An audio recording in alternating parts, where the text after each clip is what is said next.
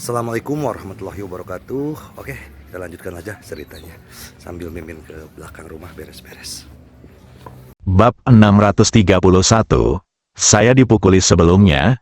Di atas perahu awan, cahaya dari lampu minyak berkedip-kedip. Di bawah cahaya redup, wajah keriput wanita tua itu tampak semakin menakutkan, tidak seperti orang hidup. Di balik laut bot, lautan awan hitam beriak lembut seperti gelombang air, dan ada rasa keanehan di mana-mana. Pada saat ini, wanita tua itu menarik kembali pikirannya. Dia menatap Ye Guan dan berkata sambil tersenyum, "Masuk." Ye Guan mengangguk sedikit dan tidak bertanya lagi, karena wanita tua di depannya tidak tahu bagaimana cara berbicara. Jalan kota, Ye Guan berdiri dan berjalan menuju lautan awan hitam. Pada saat ini, wanita tua itu tiba-tiba membuka telapak tangannya, dan sebuah tanda kayu hitam muncul di depan Ye Guan. "Ambillah." Ye Guan tentu saja tidak menolak, mengambil papan kayu itu, dan berjalan menuju lautan awan hitam di kejauhan.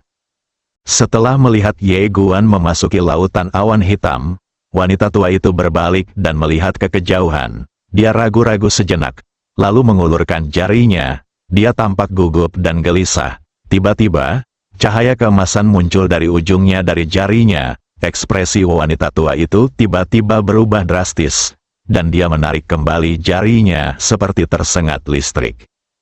Pada saat ini, lingkaran cahaya emas mengelilingi seluruh lautan awan hitam. Wanita tua itu tampak serius, orang itu sudah pergi. Namun, kekuatan segel ini masih ada, dan masih sangat kuat. Wanita tua itu terdiam cukup lama, lalu mendayung kembali.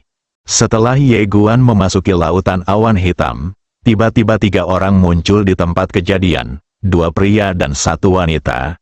Ketiga orang ini adalah nenek moyang suku Mo, Qin dan Zhao. Pria parubaya yang memimpin kelompok itu adalah Namo. Kali ini, ketiganya datang sendiri. Mo menatap ke kejauhan dan mengerutkan kening. Mengapa Ye Guan ini bisa memasuki pasar Tao? Nenek moyang keluarga Zhao berkata, "Itu normal. Bagaimanapun, orang ini memiliki warisan para dewa." Moe berkata dengan suara yang dalam, "Kamu tidak dapat melakukan apapun di dalam."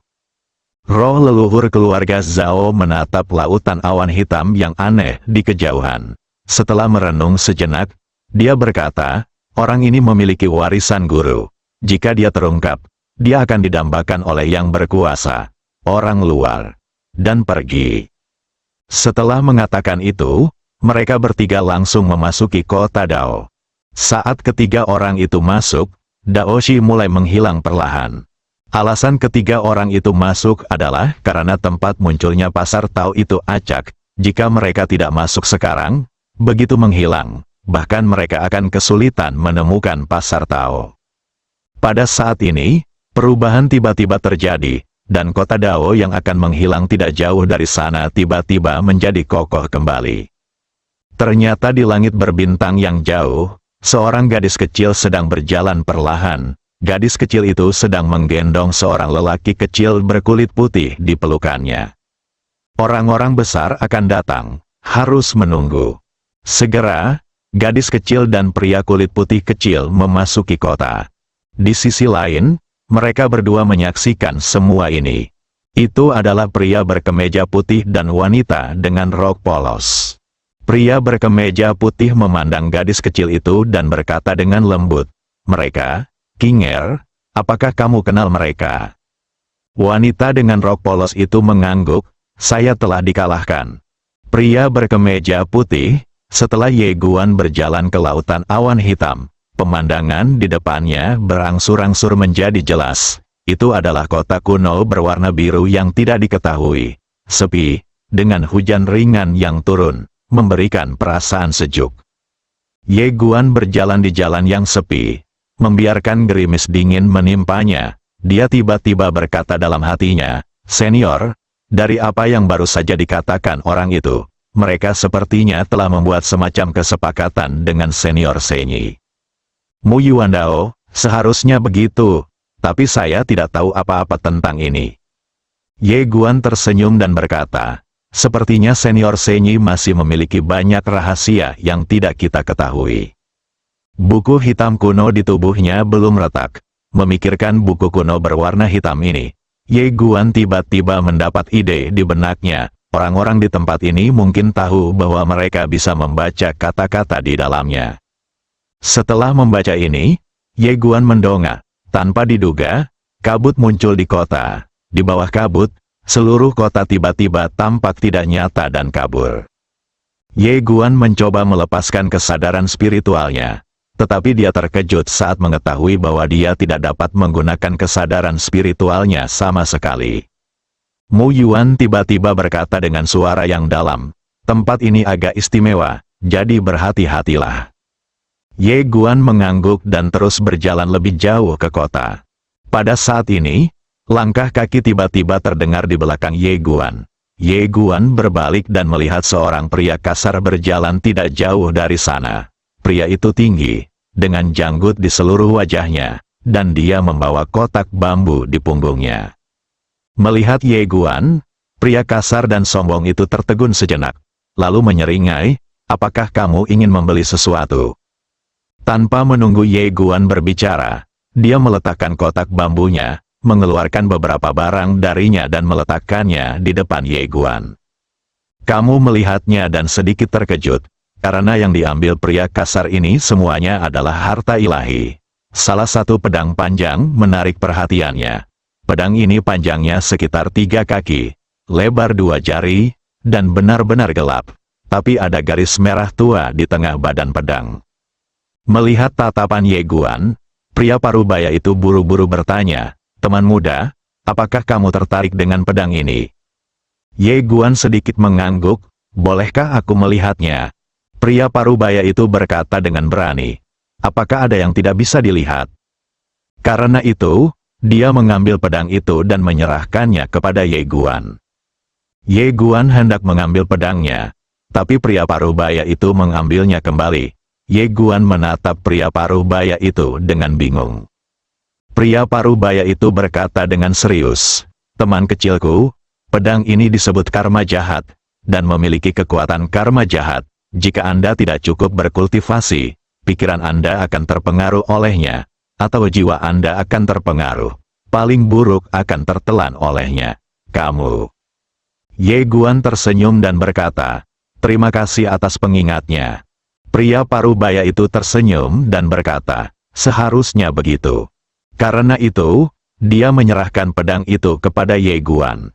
Ye Guan mengambil pedang itu. Saat dia mengambil pedang itu ke tangannya, dia tiba-tiba merasakan kekuatan jahat yang sangat menakutkan. Kekuatan jahat itu mengikuti tangannya dan langsung masuk ke lautan kesadarannya. Dia berkata bahwa begitu kekuatan jahat ini memasuki lautan kesadarannya, kekuatan itu akan melahap jiwanya dengan paksa. Ye Guan tampak tenang dan mengayunkan pedangnya dengan ringan. Berdengung, saat seruan pedang bergema, kekuatan jahat langsung terguncang keluar dari tubuhnya. Tidak hanya itu, kekuatan jahat juga tersegel di dalam pedang oleh niat pedang Ye Guan. Kendo lengkap akan penindasan. Melihat pemandangan ini, sedikit keterkejutan muncul di mata pria parubaya itu. Lalu dia mengacungkan jempol dan berkata sambil tersenyum, teman kecilku luar biasa. Ye Guan tersenyum, lalu mengembalikan pedang di tangannya kepada pria parubaya itu. Pedang ini bagus, tapi sayang sekali tidak cocok untukku. Gaya pedang ini sebagian besar jahat, yang berbeda dengan ilmu pedangnya. Meski bisa digunakan, itu tidak perlu. Pedang Xuan Yuan lebih baik. Begitu pria parubaya itu mengambil pedangnya, pedang itu mulai bergetar hebat.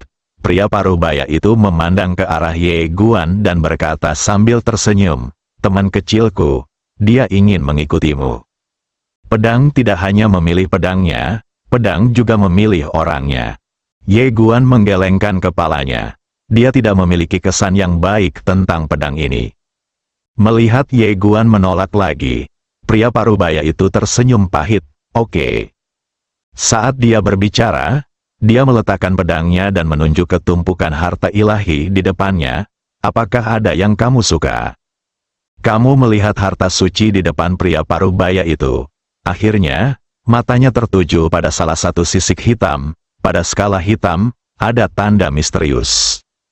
Melihat tatapan Ye Guan, pria parubaya itu dengan cepat berkata, "Sisik Zan Qilin, jika Anda memiliki teknik bimbingan kuno, Anda dapat menggunakan skala ini untuk menemukan Zan Qilin yang legendaris dan mendapatkan warisannya." Ye Guan sedikit penasaran, Zan Qilin, level berapa? Ekspresi pria parubaya itu tiba-tiba menjadi sedikit aneh.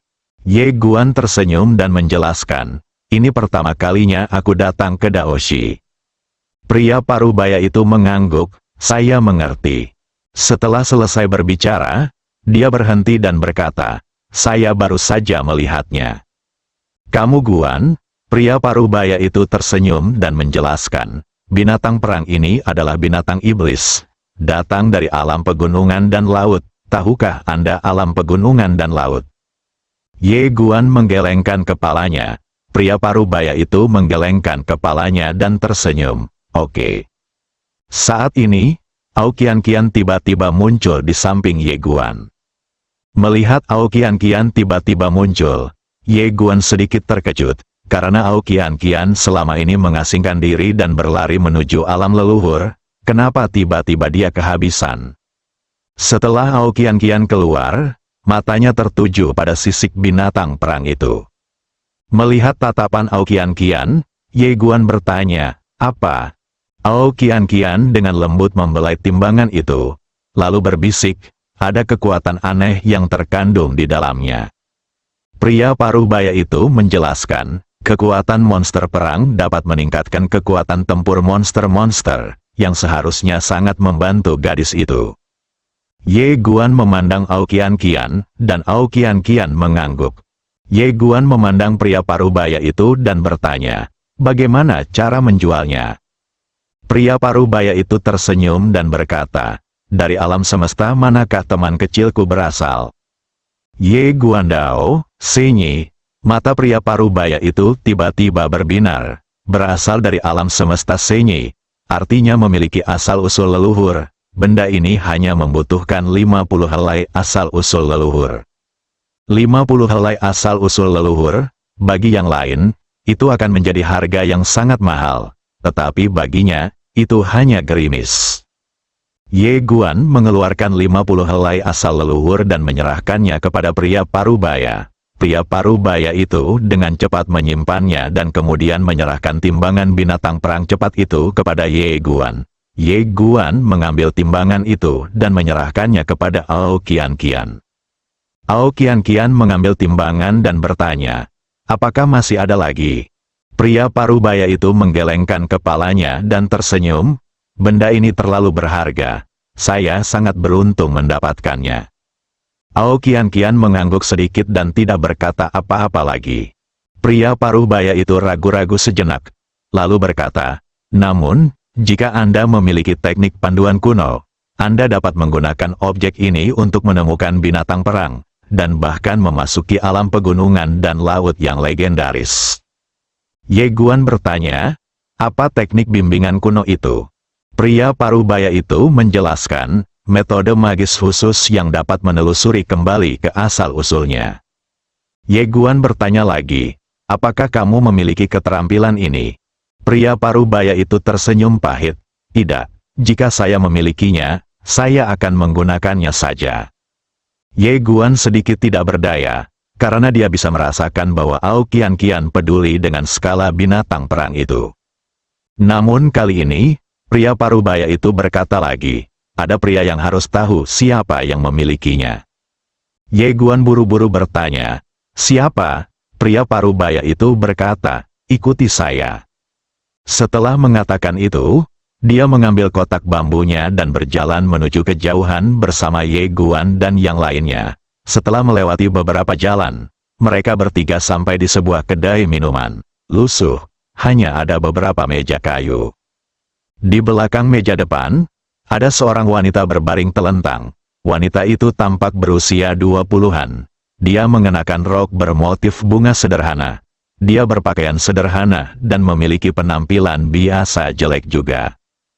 Pria parubaya itu berjalan ke meja depan, mengetuk meja dengan ringan, dan kemudian berbisik, "Nyonya Bos." Wanita itu tiba-tiba membuka matanya. Ketika dia melihat pria parubaya itu, matanya tiba-tiba berbinar. Lalu dia berkata dengan antusias, "Apa yang kamu butuhkan? Buah umur panjang 1000 tahun, atau minuman umur panjang 10.000 tahun? Jika itu tidak cukup, aku masih memilikinya. Aku baru saja masuk. Membeli sejumlah barang dapat meningkatkan umurmu 1000 tahun." Pria parubaya itu tersenyum sinis. Lalu berkata, "Nyonya Bos, saya di sini bukan untuk membeli apapun. Adik ini ingin menanyakan sesuatu kepada Anda." Brengsek, wanita itu tiba-tiba menepuk meja dan memelototi pria parubaya itu. "Aku di sini bukan untuk membeli apapun. Kamu memanggilku ayam. Jika kamu mengganggu tidurku, keluar sekarang." Pria parubaya itu sedikit malu, lalu menatap Ye Guan. Saat Ye Guan hendak berbicara, wanita itu melambaikan lengan bajunya dan berkata, keluar dari sini, kalian yang malang." Ye Guan tidak berbicara, tapi diam-diam mengeluarkan 5 helai asal leluhur dan meletakkannya di atas meja. Wanita itu berkedip, lalu menyingkirkan Zhu Yuan. Dia menatap Ye Guan, dan sikapnya tiba-tiba berubah 180 derajat. "Ye Guan Dao, teknik bimbingan kuno." Wanita itu berkedip dan tidak berkata apa-apa. Ye Guan Dao, tidak tahu. Wanita itu tersenyum dan berkata, "Tentu saja saya tahu, tetapi Anda mungkin tidak mampu membelinya." Ye Guan bertanya, "Apakah mahal?" Wanita itu mengangguk dan berkata dengan serius, "Harganya sangat mahal."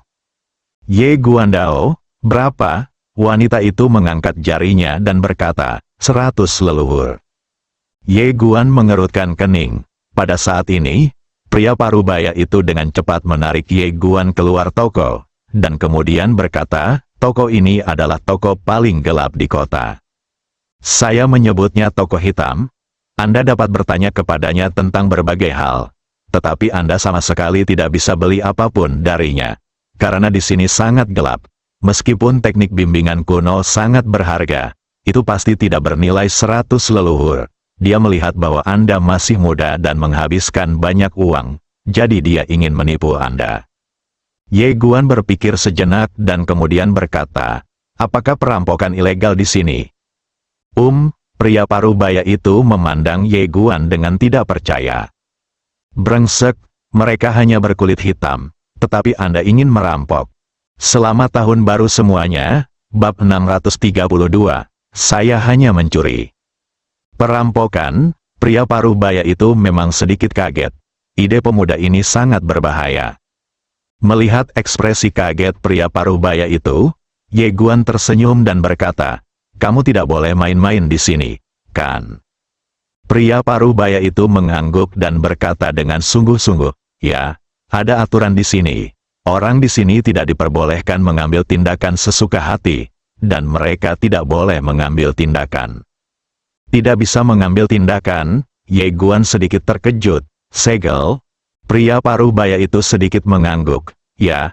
Ye Guan mencobanya, dan benar saja, ada kekuatan misterius yang menyegel budidayanya, dan kekuatan penyegelan misterius ini membuatnya merasa sedikit familiar. Segera, ekspresi Ye Guan menjadi aneh, karena dalam kekuatan penyegelan misterius ini, dia merasakan kekuatan yang persis sama dengan kekuatan penyegelan di Gua Senyi. Dan Ye Guan juga menemukan dengan cermat bahwa segel ini sepertinya terdiri dari berbagai jenis kekuatan. Pria parubaya itu berkata, "Ayo pergi ke tempat lain dan bertanya." Ye Guan mengangguk. Oke, wanita itu memang agak terlalu gelap. Meski punya uang, dia tidak mau dimanfaatkan. Ye Guan masuk ke dalam toko, dan bos wanita itu memegangi Ao Qian Qian dan membicarakan sesuatu. Saat dia melihat Ye Guan masuk, dia langsung menyeringai, "Tuan, bagaimana pendapatmu?" Ye Guan menggelengkan kepalanya, "Kami tidak tertarik lagi." Setelah mengatakan itu, dia menarik Ao Qian Qian untuk pergi. Ekspresi bos wanita itu membeku. Dia memelototi pria parubaya di sampingnya, dan kemudian berkata, tidak ada orang lain yang dapat memiliki barang itu kecuali saya. Jika Anda ingin bertanya di tempat lain, saya menyarankan Anda untuk menyerah. Ye melirik bos wanita itu dan tersenyum. Kami hanya bertanya, kami tidak punya niat membeli. Setelah mengatakan itu, dia menarik Aokian-kian dan berbalik lalu pergi. Bos perempuan itu mengerutkan kening, matanya berkedip dingin. Setelah keluar dari toko hitam, mereka bertiga berjalan menuju jalan lain. Ye Guan sedikit penasaran, dari mana asal-muasal pemilik rumah ini? Pria parubaya itu menggelengkan kepalanya. Entahlah, tapi siapapun yang bisa membuka toko di sini pasti memiliki latar belakang yang baik.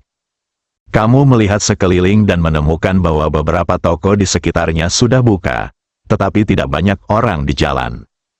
Ye Guan menjadi semakin penasaran dengan tempat ini, jadi dia menanyakan beberapa pertanyaan secara berurutan. Setelah keduanya berkomunikasi, Ye Guan juga mengetahui nama pria parubaya ini. Namanya Gao Shou. Ye Guan tidak tahu tentang kota Tao ini. Pemilik kota Dao sangat kuat. Sangat kuat. Dia telah membuat perjanjian dengan penguasa alam semesta dari banyak alam semesta untuk membuka kota Dao sesekali. Dan kemudian orang-orang kuat dari setiap alam semesta dapat masuk kota Dao untuk berdagang dengan bebas. Tentu saja, kota Dao orang kuat lainnya tidak bisa memasuki alam semesta orang lain. Karena peradaban pencak silat di setiap alam semesta berbeda-beda, maka jika seseorang yang terlalu sakti memasuki alam semesta yang peradaban pencak silatnya terlalu rendah, maka dapat menimbulkan bencana. Para ahli top di setiap alam semesta harus mendapatkan kualifikasi jika ingin memasuki kota Dao. Selain cara ini, ada cara lain untuk memasuki pasar Tao, yaitu takdir. Jika seseorang bertemu dengan Anda bisa masuk. Tentu saja, dalam keadaan normal, pasar Tao hanya akan mengizinkan orang yang berkuasa untuk bertemu dengan Anda. Mendengar ini, Ye Guan tidak bisa menahan tawa. Jelas sekali bahwa dia juga orang yang cakap. Sederhananya, pasar ini adalah pasar perdagangan kelas atas. Pasar perdagangan ini hanya menargetkan layanan pelanggan kelas atas. Saat ini, Aokian-kian tiba-tiba bertanya, mengapa hanya ada sedikit tamu di sini? Ye Guan juga sedikit penasaran. Setelah masuk, dia menemukan bahwa tempat ini tidak sepi, dan tidak banyak orang yang masih hidup yang terlihat. Takakari menjelaskan, itu karena pasar baru saja dibuka, dan masih banyak orang yang masuk. Nanti, akan ada lebih banyak orang. Ye Guan sedikit mengangguk. Itu dia. Setelah mengatakan itu, dia sepertinya memikirkan sesuatu, dan mengambil 3 helai asal-usul leluhur dan menyerahkannya kepada Gao Shou.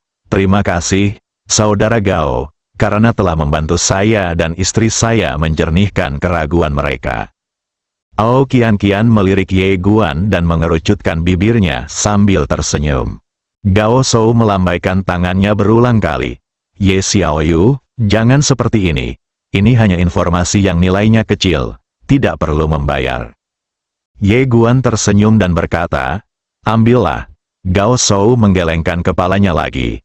Meskipun saya orang yang kasar, saya juga memahami bahwa seorang pria menyukai uang dan harus mendapatkannya dengan cara yang benar.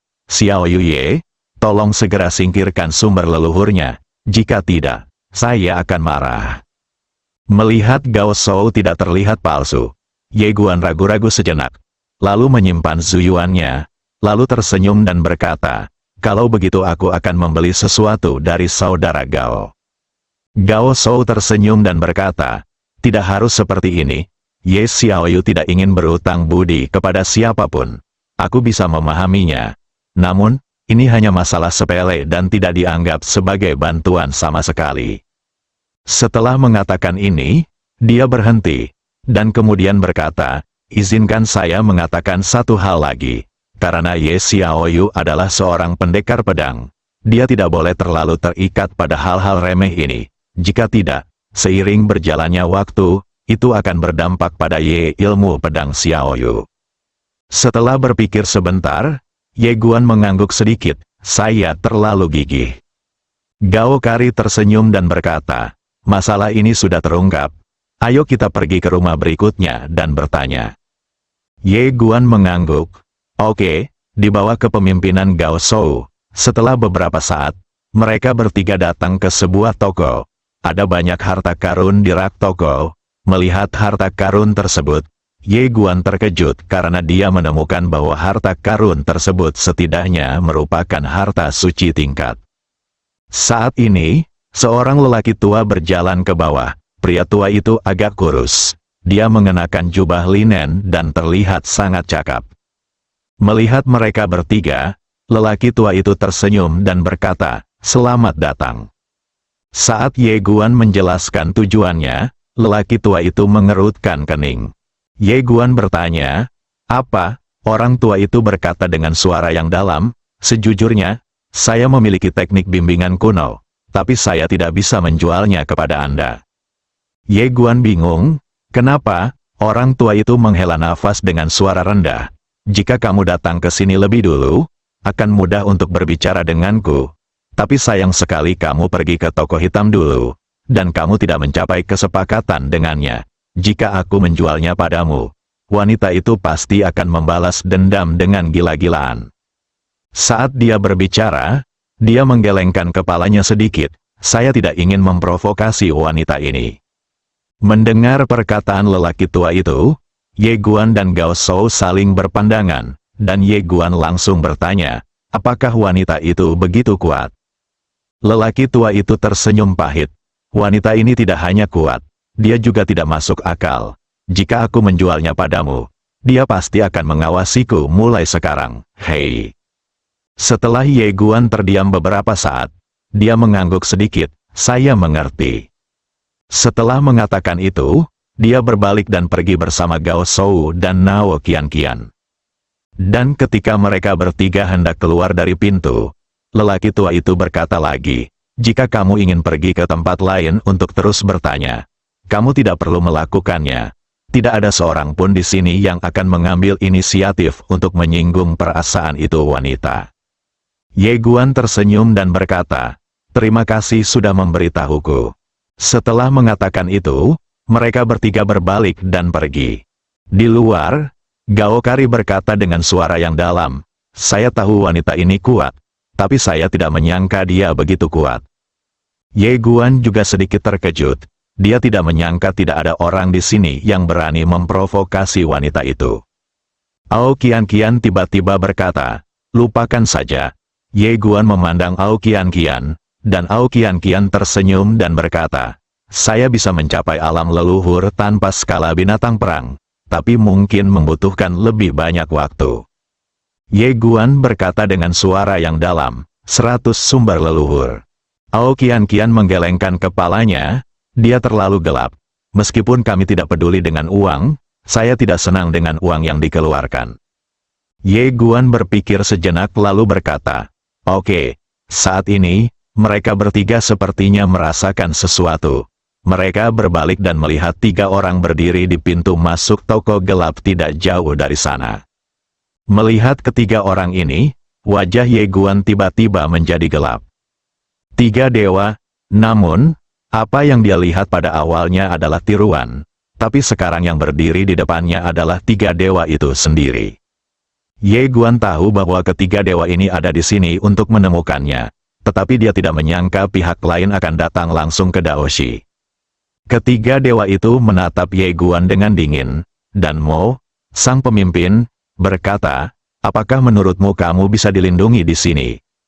Ye Guan tersenyum dan berkata, "Kamu benar-benar mampu mengejarku, dan kamu benar-benar menangkapku di sini."